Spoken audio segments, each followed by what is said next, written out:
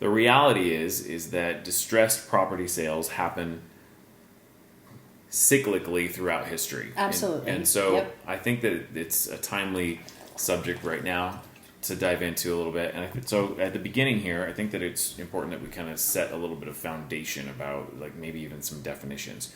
So in the early 2000s, there were lots of short sales and soon followed foreclosures. And that was the Great Recession, the housing decline of the, kind of 2007 to 2012, 13, kind of in that era there. But let's just kind of have a little bit of definition here. So let's first start by defining what a short sale is. Okay.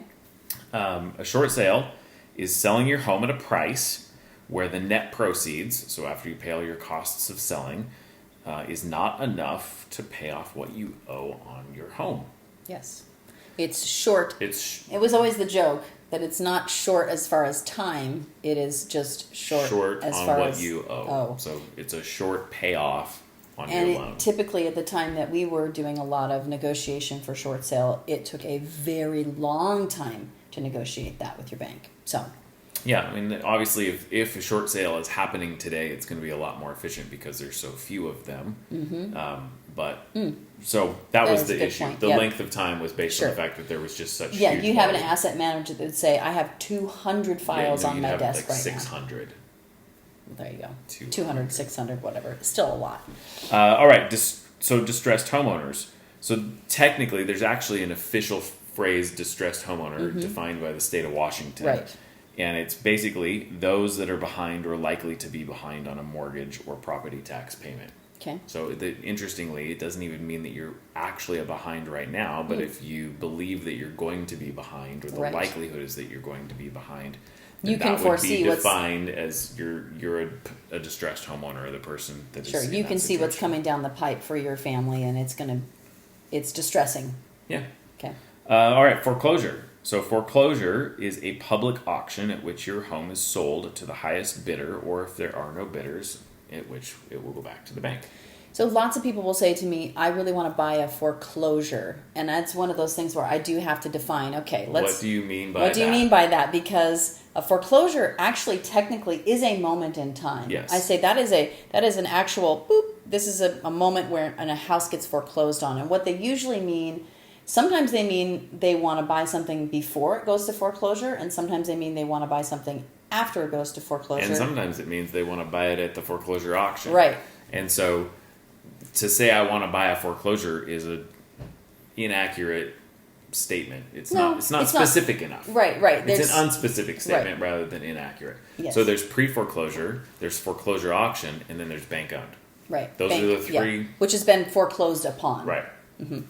So I think that gives us a little bit of context around distressed property sales, like what. And I say this: short sales are also in the pre-foreclosure. Yeah, so a short sale would be before foreclosure, and it's important to identify the fact that in a short sale situation, whether you're the buyer or the seller, the bank does not own the house. The bank does not get to order you to do anything. The seller, the owner of the home, is the person that owns the home and not the bank, and so they can decide to sell. They can decide to sell at whatever price they want to, and they can decide not to sell.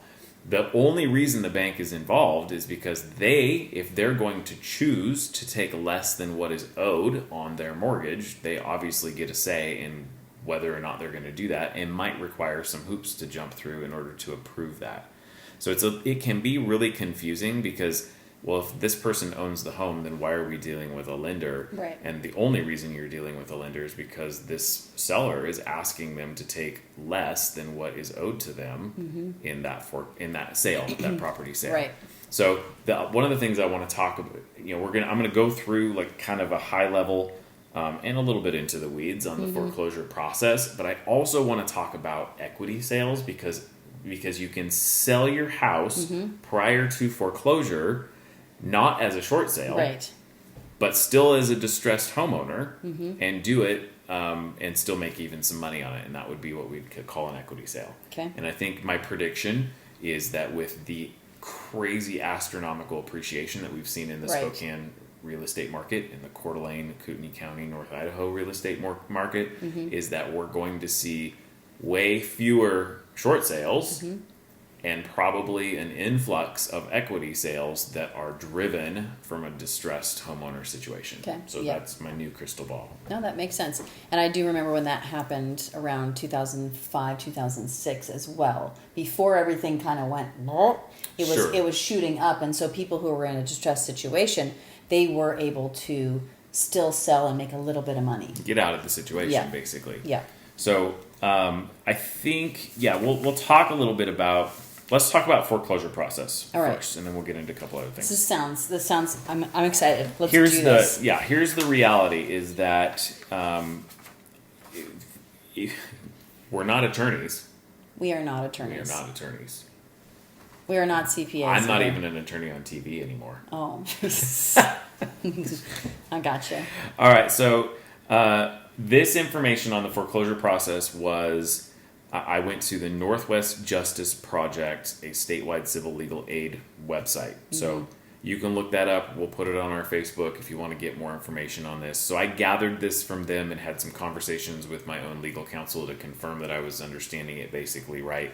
The reality is that the foreclosure process, if you're in it or you know somebody that's in it, is not something to screw around with.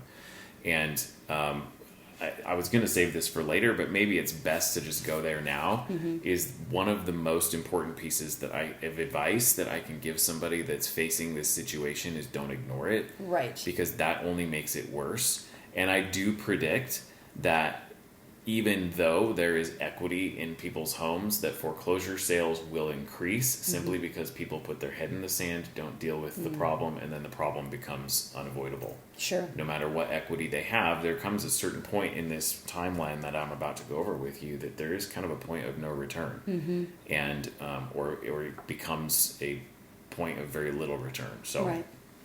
All right, so let's talk about. Well, can I ask a question? Absolutely. Okay, because we've already it's as much your show as here's mine. what I will say. We kind of talked about this already. We've basically determined that this is probably going to be a 2-part show. So I think going a little bit deeper on some of these things is important.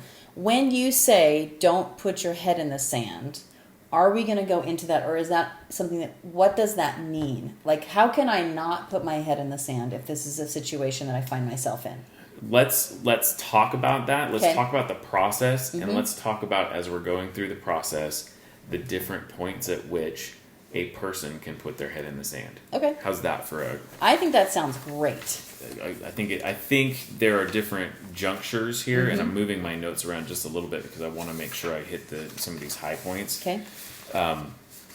So first of all, as a consumer, there are 3 notices now, and this has changed. So when we first started getting into real estate, you're actually educating me because I used to know this process very, very well, and things similar have evolved. but different. Okay. So there are now 3 notices that are required that the servicer of your loan, the company that you make your mortgage payments to, must give you before foreclosure. I'm going to talk about those 3, tell you what those 3 are, and then we're going to talk about the timelines. So the first one is a notice of pre-foreclosure options. Okay. That's the new one. Yeah, I was going to say that's new. It's new to you. Okay.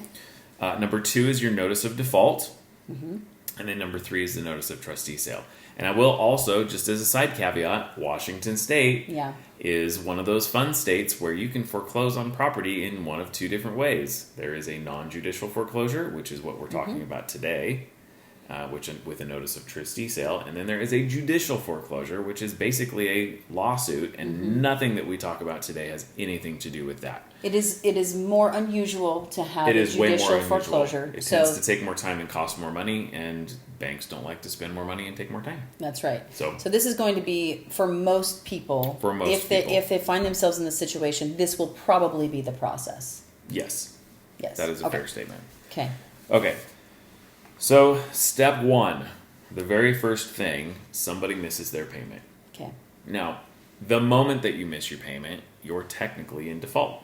Okay. Now, we all know that people miss their payments because they forgot to pay, the bill didn't get there on time. So usually there's the first 30 days. You don't even see, late fees usually happen around 10 or 15, and it's not reported to your credit bureau until you hit 30. Because so the credit bureaus have a 30-day late, 60-day late, 90-day late plus. So Until you hit 30 days late, the bank's probably not really sweating it much. Now, at day 30, you're probably going to start getting phone calls. Mm-hmm. And the reality is that each lender can follow this rule very closely. Like, they can be super aggressive in the world of defaults and foreclosures, Mm-hmm. or they can be a little bit more lax. Mm-hmm. The bigger your bank, probably the more lax they're going to be. Okay. So, payment is missed. At some point after you miss your payment, Mm-hmm. the notice of pre-foreclosure options will come out. Okay. And they have an acronym for that. NOPFO. Not fun. Okay. No, that's I not think actually. we're going too far. NOPFO. Yeah. And I think that's new, and I bet that's a consumer protection type of Oh, thing. it is, absolutely. And a lot of these changes came into place in 2007, 2008, 2009, when there was a lot of predatory investing going on and people that were in foreclosure. There was a lot of, they were trying to give people options to avoid foreclosure. Right. So the legislature put a lot of this in Because place. it's no good for the banks either. The banks don't actually want to take your house back in a foreclosure, and they lose money in a foreclosure most of the time. Yeah. Unless they have an incredible equity spread, which usually they do not.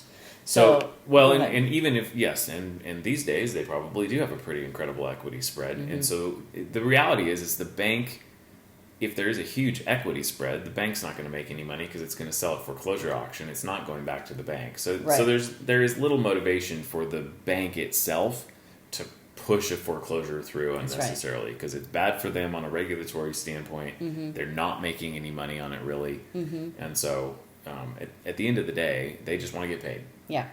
So this helps them and it helps the consumers. This notice of pre-foreclosure options. Notice of pre-foreclosure options. Now, here's the thing. That notice of pre-foreclosure options comes out to you, and the bank can just do nothing after that point for as long as they want. Sure. So in talking with one of my attorney friends, she said some banks will send notice of pre-foreclosure options over and over again for like a year. Oh, geez. Or 2 years. Wow. And it's just, so it just depends on how aggressive they want to be. So so the bank cannot, like if you do nothing, the bank cannot issue the next notice, which is the notice of default, for 30 days. So they have to send you the notice of pre-foreclosure options. So we don't know exactly when they would send the notice of pre-foreclosure options, so that could be a long time. It could be after your several months. More than likely, the bank will have a trigger point pretty early on. Maybe 30 days? I would say maybe 30 days, maybe 60 days. Late, when you're late. Yeah, Okay. You're going to get the notice of pre-foreclosure options. They don't want to, more than likely, you're not going to get it in a 30-day because they're not trying to alarm you unnecessarily. Sure. From a customer service standpoint, if somebody forgot to pay their bill because it was, fell off their nightstand or something like that, Right. They don't want to have. That's going to freak people out Right. because it's like, here are all your options to avoid foreclosure. This is a collection or a letter from a debt collector and blah, blah, blah. All those legal items that they have to have in that document are very much put you on notice. Right. So my guess is you're not going to see that until you're 60 or 90 days late is what my guess is. Okay. But each lender is unto themselves how they're going to do that. Makes sense. So they're going to send it out to you at some point after you're behind in payments. They can send it out to you multiple times. Once you get that notice of pre-foreclosure option, you, as the consumer, may request a meet and confer. It's just like an official meeting. And I'm not here to tell you how to do that. Like, that's going to be in the instructions. If you're in this situation, I highly recommend you reach out to a certified housing counselor or an attorney. And we have several recommendations that we can make on those type of things. But if you do the meet and confer request, the notice of default cannot come out for 60 days. So it extends the notice of default out. So this would be one of the places where you could put your head in the sand. Head in the sand if you don't do anything. Gotcha. Once they can issue a notice of default as soon as 30 days after the notice of pre-foreclosure options has been sent if you do not respond. Okay. So what I'm going to do is I'm going to give you the shortest timelines, and we'll talk about kind of the nuanced natures of some of the other things. The notice of default is the first kind of real and important notice that goes out. Right. It is not publicly recorded, but it is a legal notice that you are now notice of default, and this is the beginning of the foreclosure process. Notice of default No sooner than 30 days after notice of default can the notice of trustee sale happen. Okay. The notice of trustee sale is the third and final notice that you will receive in this distressed situation, and it is actually telling you all of the funds that are owed. It is setting the foreclosure date. It is like public record. Right. Everybody knows about it. The foreclosure date is set, all of those kind of things. In between the notice of default and the notice of trustee sale, you can request a mediation. Okay. You can't, actually. A housing counselor or an attorney can request that. Okay. You can't do it as an individual. That's according to what I'm reading here, Wow. you can't. Okay. Now, you can do the meet and confer before the notice of default, but here's what's happening. The bank doesn't want to talk to you without attorneys involved because now it's a legal proceeding. Oh, interesting. Right? Okay. Like there's legal stuff going on. Just a reminder, again, we're not attorneys, so definitely check on this. But I do attorneys. Know attorneys that this is the wheelhouse they work in. Right. So if you're hearing my voice or watching me on YouTube and you're saying, I'm somewhere in this process, yes, you need to call us at 509-62-HOUSE or reach out to us on one of our social media accounts or by email, and we will connect you with the people that can help you. Yeah, absolutely. Okay, so notice of trustee sale, major moment in time. From that point, the foreclosure auction is set, and it cannot be any sooner than 120 days 120, okay. from the notice of trustee Didn't sale. it used to be 90 days? No, I think it's always been 120. Oh, okay. It might have been 90, I don't remember, it was like a lifetime ago. Here's the reality. The fastest that the bank can move from the notice of default to foreclosure auction is 5 months. If they're like ramming this through because they need to get this house back or get their money, the fastest that can be is 5 months.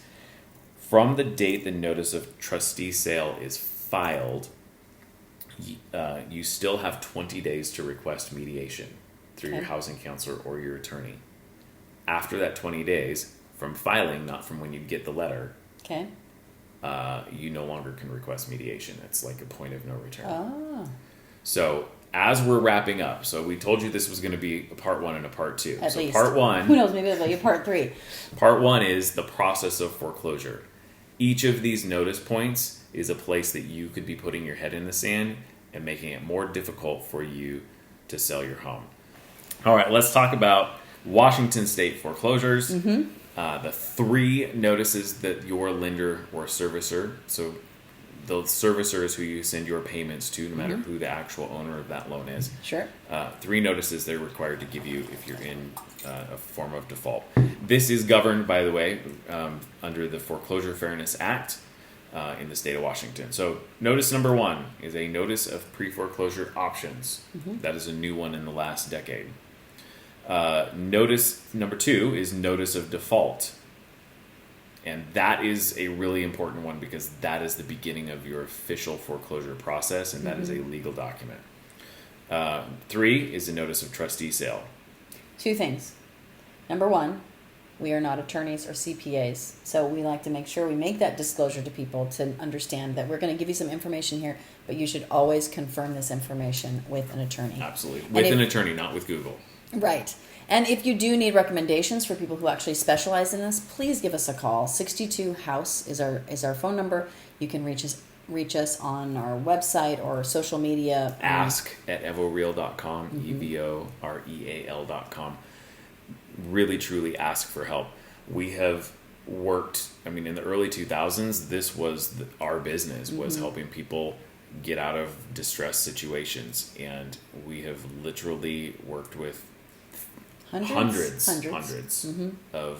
He was going to say thousands, and then he was maybe not thousands. And I started to wonder if it was that many zeros. Hundreds easily of homeowners in this situation. So we really know what we're doing, and we know who to get you in contact with, so that again you can avoid a really bad situation. Yes, and I don't remember number 2, but it'll come up later. All right. Well, when it comes up, just jump in. Okay. All right. So the start of the process is obviously missing your payment. The moment you miss a mortgage payment is the moment that you are in default on some level.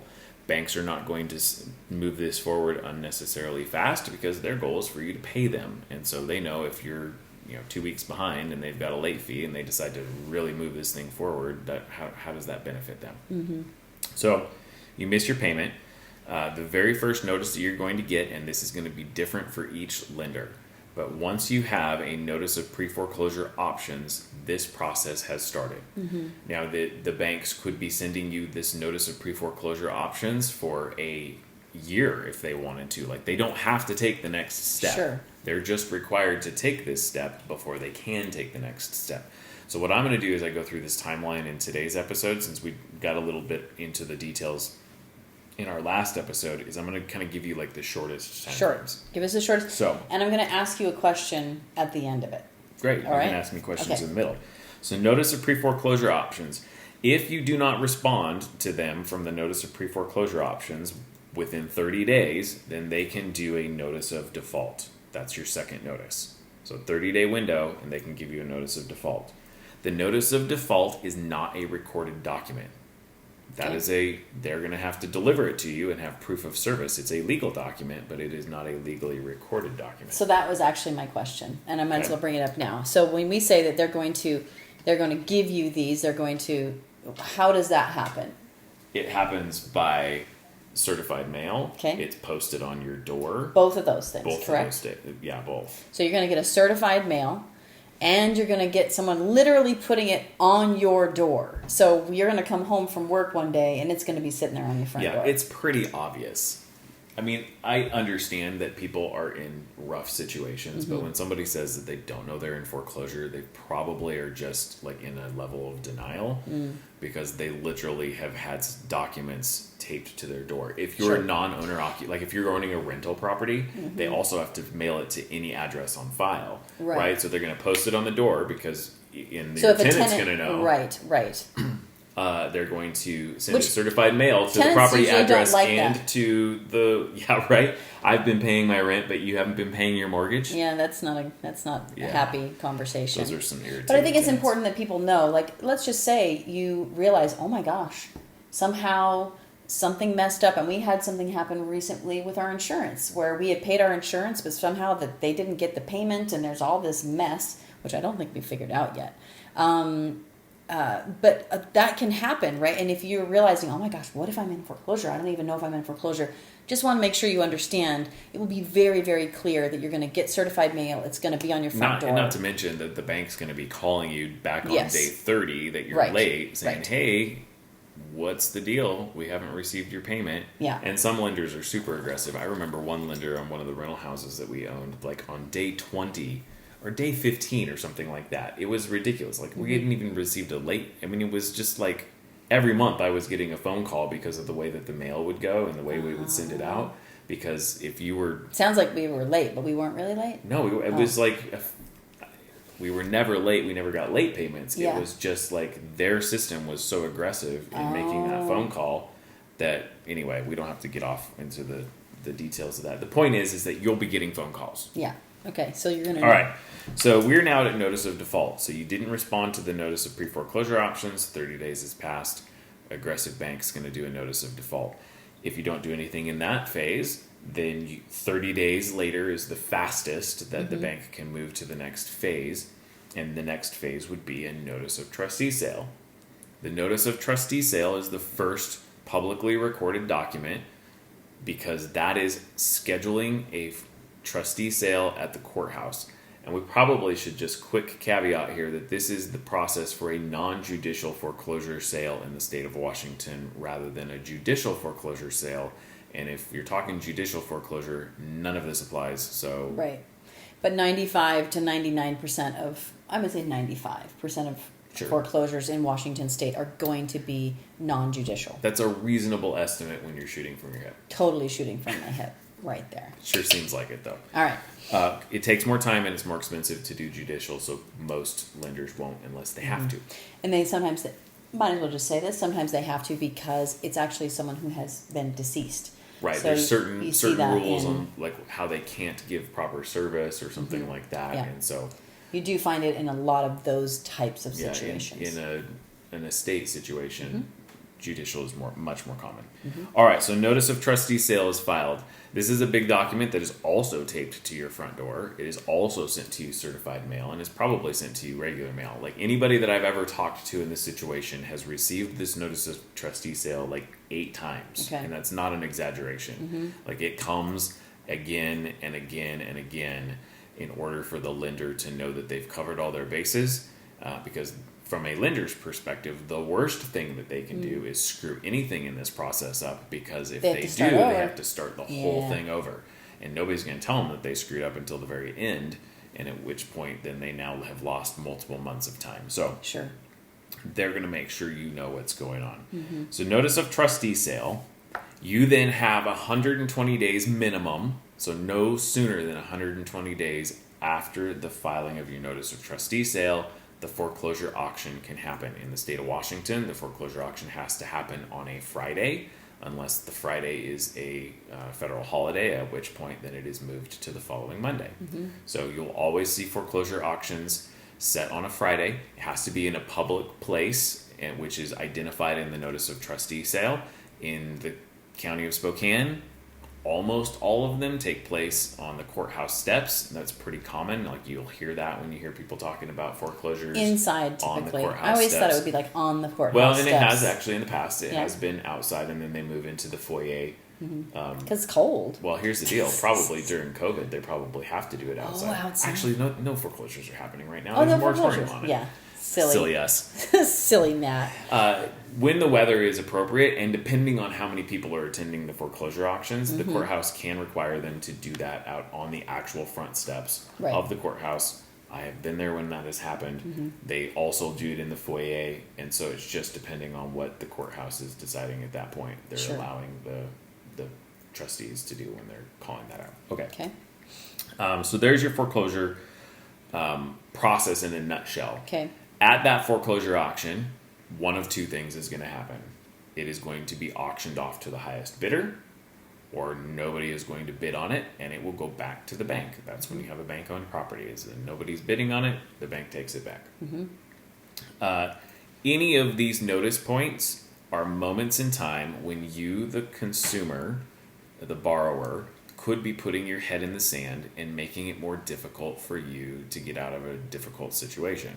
So, go ahead. No, here's what I want to say. Here's what I want to say in this is that, when you say something like, you're going to get 8 of these in the mail. We have worked, like we said, with a lot of people who have been in this situation. And it is, people who have, in a divorce situation, someone has died. They've lost their job.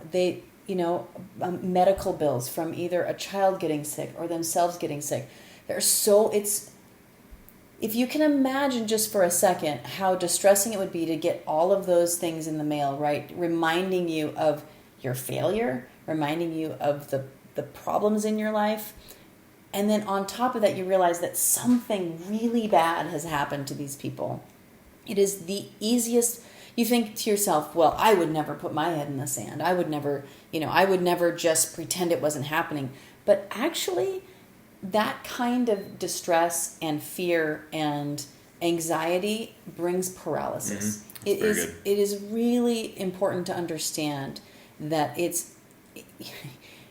we're not saying that you're a bad person because you want to deny it's really happening. Important. It's probably more common, wouldn't you think, than other responses? Because it's you start to become numb because you don't even know whether you've got all these documents telling you what your options are or not. Like, you feel like there is no hope, there are no options, and what do I do? And sometimes in those difficult situations, it's easier to do nothing. Yeah. And so, thank you for bringing the humanity back into that, because that is part of the challenge, is that it feels hopeless. It does. And if you're missing your mortgage payments and you're so far behind on your mortgage that's not the only thing that's going on. Yeah. What else are you behind on? You're thinking of survival at that point. Mm-hmm. Do I have food on the table for my family and my kids? Can I keep my heat on? And so it's understandable. It's understandable, and it's easy to just ignore it because that's just the easy. Yeah, you honestly feel like there's nothing that you can do. And that's the thing, like working with people over the years and just the great stories that we have of people kind of getting out of these situations is really wonderful. And so, and that's why I would encourage you, pick up the phone and call us. Yeah. Because we're only going to be able to help you with a part of that process, but we can get you in contact with people that can give you advice no matter where you are in this process. Maybe you're not even behind yet, but you might be. And you need to have some ideas on, is it a good idea or a bad idea to do some sort of a forbearance? And so asking for help is not easy, but it can put you in a better situation than if you don't. Yeah. I know, I totally interrupted. Yeah, you did, and actually now I don't even know what I was talking about. So any of these three notices that you receive, there are options. After your notice of pre-foreclosure options, you can request a meet and confer with your lender, which allows you to, that's where you're going to be able to work out forbearance type options where they might change the terms or push some stuff to the back end. And, right now there's a lot of that going on. And of course there's potential consequences with that, and you need to look at all of the potential angles, and that's why maybe a housing counselor is a good idea. At the notice of default, you can request a mediation, or you can have a housing counselor or an attorney request a mediation on your behalf, is how it works. And even after the notice of trustee sale, so there's a foreclosure auction. Which is our last notice, is the notice of trustee sale. A foreclosure auction has already been set. You still have 20 days from the filing of that to request a mediation. And requesting that mediation puts it into a whole different category. Like, there are more options for you to work something out to help you avoid foreclosure. And so, again, I'll reiterate it and then we'll move on. Ask for help if you're in a situation where you need it. Okay. Yes, sir. Yes, sir. Okay. So we've talked about a lot of the unknowns in this market, and I think that it's important to note that in the housing crisis of the early 2000s is not what this is right here, especially in Spokane. So Spokane has seen such incredible appreciation over the last 5 years, even 1 and 2 years back, such an incredible appreciation that it's important to realize that if you're in this situation, you have a lot more options than people that were in this situation in 2008 and 9 or 7 or 6 or whatever that was. So because of the growth of what you have. And so what I want to talk about now is what we call an equity sale. Okay. So we talked about short sales last week. So the short sale is where you sell your home for a price that you can't pay off your mortgage. And now you have to ask your bank to let you sell your house for less than you owe on it. An equity sale is where you are behind. You're in some form of this process, right? Could be that you've just missed payments and you don't even have your notice of pre-foreclosure options yet. But you're in some part of this phase, and you have enough equity built up from whether it's your down payment or appreciation in the property or paying down your mortgage. Somehow you have enough equity to be able to sell it, pay all the costs of selling, pay off your mortgage, pay off the late fees, and pay off the missed payments, and still come out of this deal with a little bit of money in your pocket, or maybe just breaking even. But the point being that you are not having to, it's not an abnormal sale from the buyer's standpoint, which means that you can really market it to its fullest extent. You are not necessarily taking a big discount on what you're selling it for. Just because you're looking into a foreclosure possibility, or even in the foreclosure process, if you address it early enough, you've got enough time to sell it for top dollar. Yeah, because remember, even if we're, like, we talk about those time frames, we're talking 30, 60. It's 5 months at a minimum. Yeah, it's a really long period of time. So and in this market, nothing's taken 5 months to sell at a premium. Right. And so as long as you're priced accordingly. And the other thing is, the reality is, if you're missing mortgage payments, you've been out of work, or whatever the situation is, you probably don't have a lot of extra money to go around and fix the house up. Right. But that, you still have to price it according to its condition. Yes. But you can still get top dollar for the condition that it's in, and that's really important.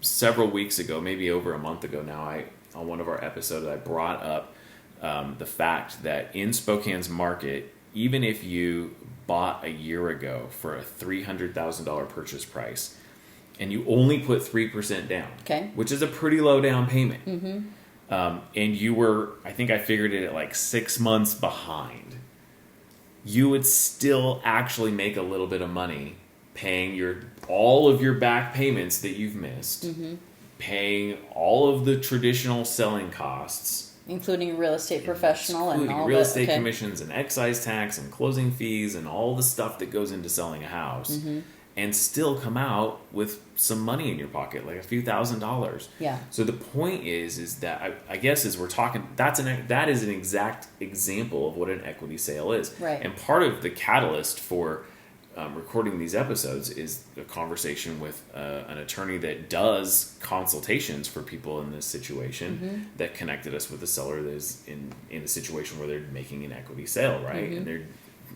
whether they decide or whatever they decide they're going to do. The point being is that I'm remembering and I'm realizing that I don't anticipate foreclosures skyrocketing necessarily, or a lot of short sales happening, because hardly anything's going to be short. Right.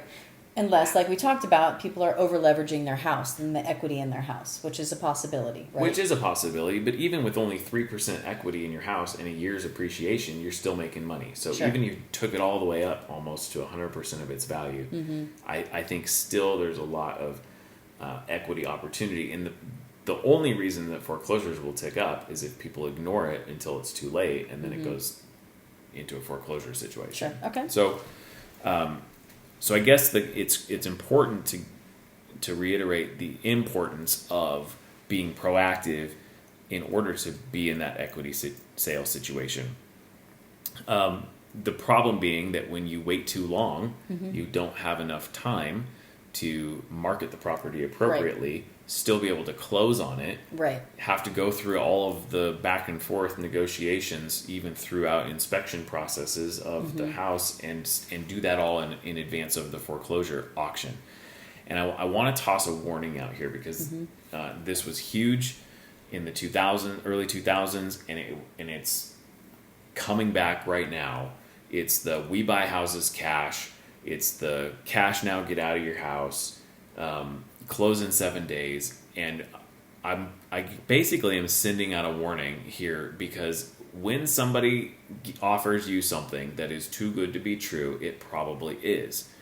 And the reality being, I'll give you a second in a minute. The reality being is that it is better for you to be in conversation and have a consultation with a professional that has your best interest in mind. It doesn't mean that a cash buyer is not the right solution for you, but if you think that you're going to sell for significantly under what your property is worth because it's simple, and then they're going to rent it back to you so you don't have to move, like, how long are they going to rent it back to you? Okay. So let's slow down. Let's just back up a second. So we're talking about people who potentially have equity, right?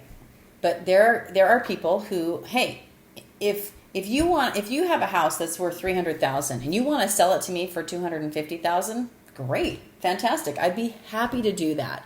I'd be happy. But the question you have to ask yourself is that good for you? And what ends up happening is, if you know your house is worth $300,000 and you want to sell it to me for $250,000, great. Then both parties understand the situation, shake hands, do the contract, sell the house. The problem is when you don't know the value of your home. You think your home is worth $260,000 and you're going to sell it for them for $250,000. And you're thinking, well, that's really not that big a deal, that I don't have to deal with showing my house or getting it ready or whatever. So the problem is when you don't understand the value of your home. And if you put it on the open market, even in its as-is condition, there are plenty of investors out there that would be happy to pay a premium for that, closer to maybe $280,000, for instance. Sure. So I think that's the, if you go into it eyes wide open, understanding what your home is worth, not understanding it. So make sure that if I'm the one buying the house, I probably shouldn't be telling you how much it's worth. You need a third party to tell you, this is how much my home is worth, and then you can negotiate with the party that's purchasing it. So, and just a quick caveat, I mean, for your best interest, the reality is hiring a real estate professional, whether it's our team or some other individual out there that's licensed, that is capable of doing a good job, to not just tell you what your house is worth, but then to be your representation, even if you are working with the cash buyer. right. To make sure that everything is clear. Because if it's just you and them, and they're a professional investor and you're just a normal homeowner that's bought one or two houses in your entire life, the odds are that you're getting the short end of the stick and you don't even know it. Yeah. And just this is kind of a side note here, and you also have to realize that there are some things that you're supposed to do, disclosure wise, that you need to make sure you make to that buyer. The buyer could, even though that they're a savvy investor, could come back and say, hey, you never gave me that federally mandated document. Those are things like that. So, okay, now the other thing that you said, and I think it's really important that we bring this up, is that now let's say I'm the investor and I say, I'm going to buy this house from you and then I'm going to rent it back to you. Okay, it's a rent back. And I think that's the thing we want to talk about, because that's also something you need to be very careful of. The question is, if you can't pay for the house now, what makes you think that you can pay for it in 3 months? And there are a lot of those people, okay, and I'm pointing at myself, right, as an investor. I'm not saying I would do this, but that's not what I'm trying to say. If I come in and I say, I'm going to rent this house back to you, there's part of me that's saying, I hope they don't make their payments, because then I'm going to be able to get them out and I'm going to have this house for really cheap. And that is truly a lot of their motivation, is that hoping that at some point you will default and they will get to take your house back at a foreclosure. It's not a foreclosure. They're taking your house back at a tenant eviction, because you no longer have any real estate interest in that property other than a landlord tenant.